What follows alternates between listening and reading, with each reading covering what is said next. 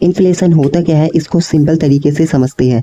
Inflation का मतलब है टाइम के साथ चीज़ों के दाम का बढ़ना, और एक ही पैसे से पहले जितना सामान मिलता था अब उससे कम मिलना। यानी कि मान लो आज के टाइम पे 10 रुपये में एक समोसा मिलता है, पर अगर वही समोसा अगले साल 12 रुपये का हो जाए तो यानी कि दाम बढ़ गए, इन्फ्लेशन हुई।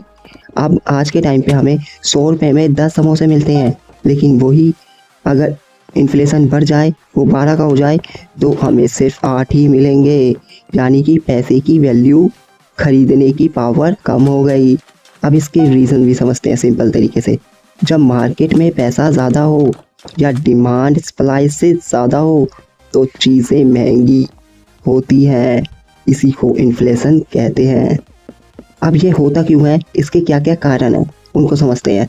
डिमांड ज़्यादा, सप्लाई कम, इसका सबसे पहला रीज़न है। लोग ज़्यादा खरीदना चाहते हैं लेकिन चीज़ें उतनी अवेलेबल ही नहीं है, तो अपने आप उनका दाम बढ़ जाता है। इसका दूसरा रीज़न है ज़्यादा पैसा छुपाना। जब गवर्नमेंट या फिर आरबीआई ज़्यादा पैसा प्रिंट करती है, मार्केट में पैसा तो बढ़ गया लेकिन सामान तो उतना ही है ना।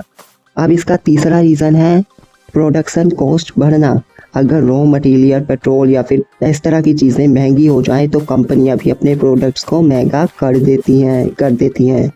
एग्जाम्पल के लिए पेट्रोल महंगा हुआ, ट्रांसपोर्ट भी महंगा होगा, और सब्जी और फ्रूट्स भी महंगे ही होंगे। इम्पोर्टेड इन्फ्लेशन, अगर ग्लोबल मार्केट में किसी चीज़ का दाम बढ़ जाए तो अपने आप देश पे भी उसका असर पड़ता है, देश में भी चीज़ें महंगी हो जाती हैं। अब कौन जिम्मेदार है इसका?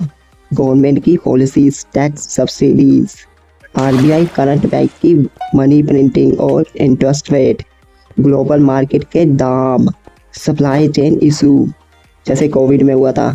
कभी कभी बिजनेसेस खुद जानबूझकर दाम बढ़ा देते हैं ताकि वो ज़्यादा प्रॉफिट कमा सके, या फिर उनका अगर मार्केट में ज़्यादा कंट्रोल हो। तो आप सिंपल लाइन में समझते हैं, जब पैसा ज़्यादा और चीज़ें कम हो जाएं तब महंगाई, इन्फ्लेशन बढ़ती है। तो ये मेरी सेकंड वीडियो थी। अगर कुछ भी पसंद आए या इस वीडियो में कुछ भी प्रॉब्लम लगे या कुछ समझ ना आया हो तो प्लीज़ बताना।